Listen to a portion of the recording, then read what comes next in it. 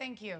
What's up, y'all? I hope everyone is staying blessed and highly favored. Today, I want to take a look at the 2012 film, The Hunger Games. I remember the first time watching this film was in school, actually. And I remember before the film came on, not really knowing much about the movie. But as I started watching it, I was hooked, especially when the game started and the body started hitting the floor. I was like, this is the best day in class ever. So that was about 2013. And since then, I've probably seen the film maybe once or twice since then. So I'm really excited to rewatch it and recap it with you all. So let's slide in. Okay, so the movie begins with Seneca being interviewed about being the game maker, and then we quickly go to District 12 where Prim is screaming from having a nightmare that she was picked to play in the Hunger Games. It's okay, you were just dreaming. You were dreaming. It was me. It was all a dream. And Katniss is trying to calm her down by telling her not to worry because it won't happen. And we all know how that's gonna end. Katniss need to go ahead and ask her what the lottery numbers are because Prim obviously can see her future. Katniss sings a song and Prim goes back to bed. After Prim is all tucked in, Katniss goes out hunting, but is interrupted by Gale. They start joking around when they see a plane landing and move out of the way. Later on, Katniss goes shopping at a local market and finds a Mockingjay that the woman lets her have for free. She gives it to Prim for good luck before the name draw. We're now at the name draw and everyone is viewed with a presentation of the game. After that, the real show begins and they start drawing names. And the very first name that they pull is Prim's. Primrose Everdeen. Who the fuck you think you talking to? And Prim is just like, who? Like, I know that's right, because I would have did the same thing. Like, who? Not me? So she starts walking to the stage, but before she can make it, Katniss quickly goes forward and volunteers on her sister's behalf. I volunteer! I volunteer! I volunteer as tribute. The second name that they pull is Peeta. They bring him up and they shake hands. But before they can shake hands, we see a quick cutaway flashback scene of Katniss crying in the rain and Peeta looking at her. They are then taken inside of the building where they get a few seconds to speak with their family. Prim gives her back the Mockingjay for good luck and she hugs her mom before they are taken out. She also talks to Gale and tells him to take care of her mother and sister before he too is taken out. Now they're on the train and Katniss has another flashback of Peeta. So she remembers him, but it seems as though he doesn't remember her. Then Haymitch walks in and he's clearly drunk. He says a whole bunch of nothing and leaves. But why are you here then? The refreshments. Okay, I think that's enough of that. Now we're in the lab and the staff is getting everyone ready, washing them, doing their hair and all that jazz. And Katniss gets introduced to Cinna, who's her stylist. He's the one who will be styling her for her introduction. It's not a big day and everyone's showing up in their finest wardrobe. And I don't get it, because why are they dressing everyone up like they're going to the Met Gala when all of them except for one are gonna die? Well, after the ceremony, everyone gets settled in their places and soon begin their training. And this is where we get introduced to Cato. He's angry because one of the contestants named Jason stole his knife, but it was actually another contestant named Rue. They escort him out of the room. We then go to the next scene and Katniss and Peeta are arguing at dinner because they both think that the other has a better chance at winning. Then Peeta lets it be known that his own mother doesn't think he has a chance at winning the game, but thinks that Katniss has a good chance at winning. She said District 12 might finally have a winner, but she wasn't talking about me. She was talking about you. What the fuck that got to do with me? He gets upset and leaves. Then Katniss gets another flashback. This time we see Peeta and his mother having an argument and he goes to feed the pigs when he spots Katniss and throws her a piece of bread. We go back to the training and we find out that Peeta has a cool skill in which he can create designs that let him camouflage himself. He says he learned it from baking. And this is a nice skill to have and will for sure come in handy. Now it's the next day and Haymitch lets them know that they will be evaluated and they need to do really well so that they can get some sponsors. It's now sponsor day and all eyes are on Katniss and she goes to shoot an arrow and misses and everyone laughs.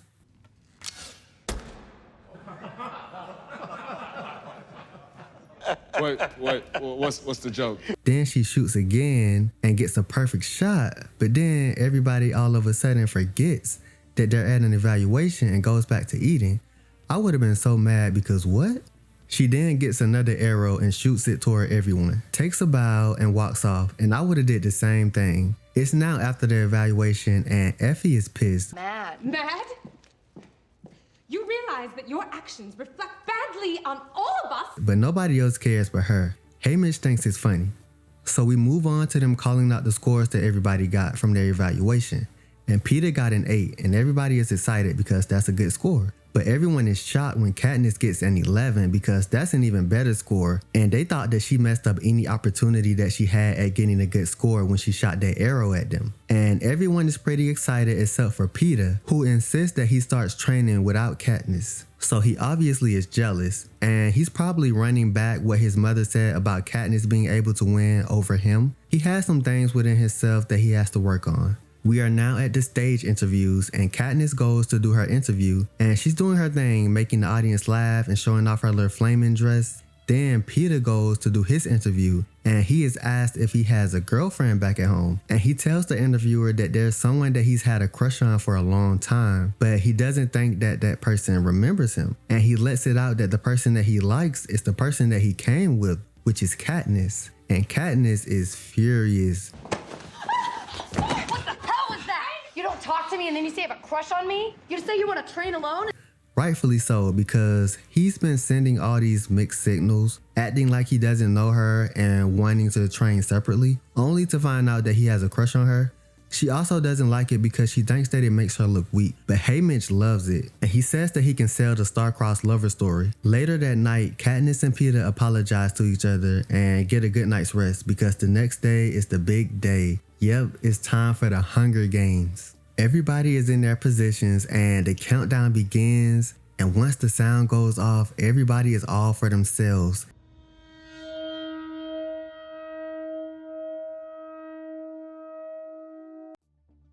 I'm out of here.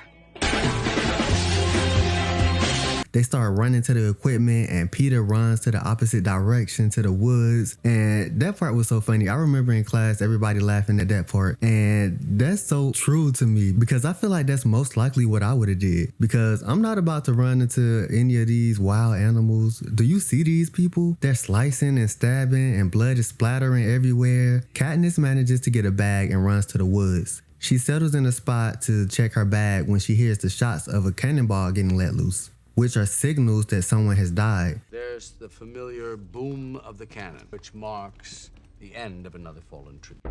She hears a total of 12 shots let loose, meaning 12 contestants have died. She then finds a tree and climbs to the top of it to hide and also get a good view of the woods. Up there, she hears another cannonball shot, so now it's 13 contestants dead. She then sees Peter working with Cato and his clique to find her. Hey, lover boy. You sure she went this way? Yeah, I'm sure. And I'm so disappointed in Peter because you doing all this because she got a better score than you. And they're all really haters and weak because they all have to gang up on her to take her out. But if they were practicing, they wouldn't have to worry about her. And Peter, you lame because they don't even like you. They just using you to find Katniss. Are you sure we shouldn't just kill him now? Nah, he's our best chance of finding her.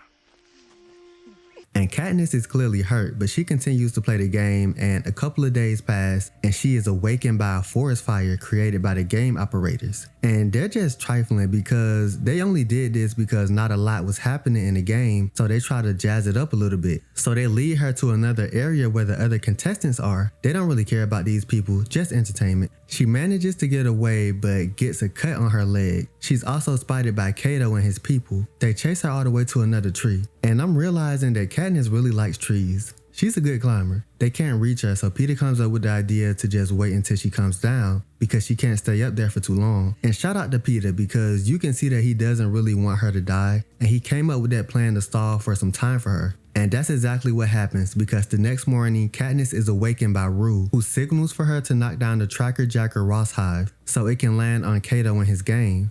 She manages to cut it down and everyone flees, but this one girl gets her ass ate up.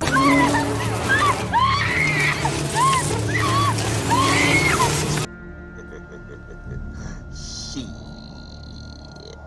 got your ass. And that's what I call karma. Katniss slides down but is completely out of it because she was bitten by a couple of the Tracker Jackers. Peter goes back and tells her to run, but she's in a hallucination from the sting. But once she comes back to her senses, she finds herself covered in leaves and it turns out that Rue has been taking care of her while she was out. Rue also tells her that 2 more contestants have died since she was asleep. She tells her that Kato has food and equipment stashed back at the main field, so Katniss goes to see if she can destroy it. When she gets there, she notices that they have goodies guarded, and when she spots one of the guards leaving, she shoots an arrow to the bag of food, which breaks it, causing it to fall on one of the landmines, creating a huge explosion that blows up all of the food and equipment. Katniss runs back to the woods to find Rue and hears her screaming for help. She finds her and she's been caught in a booby trap. Katniss sets her free, then somebody comes in out of nowhere, and this scene is so sad. They come in and throw a knife towards their way, and Katniss shoots an arrow and kills him, but then she turns around and sees that the knife hit Rue, and Rue dies.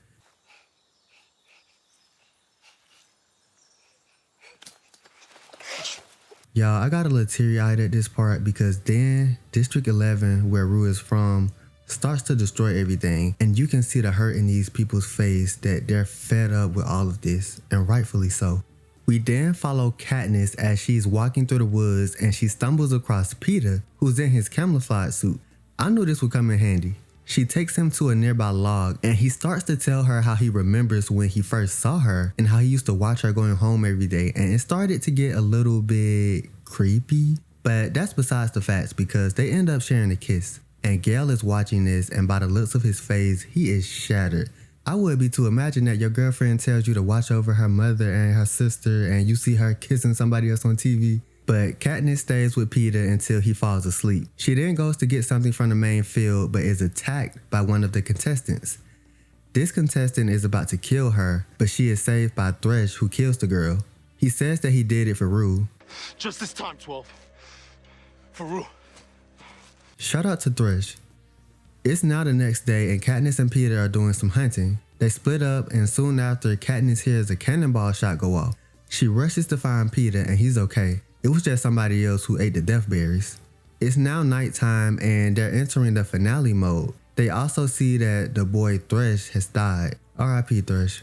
After that, they quickly find themselves being chased by some crazy dogs. The dogs lead them to the main field where they are then attacked by Kato. He grabs Peter and insists that Katniss kills them both. Shoot. And we both go down and you win.